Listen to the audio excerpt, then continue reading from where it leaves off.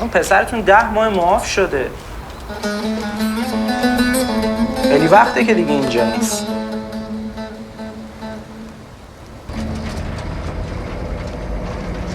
چون ناتس هو مال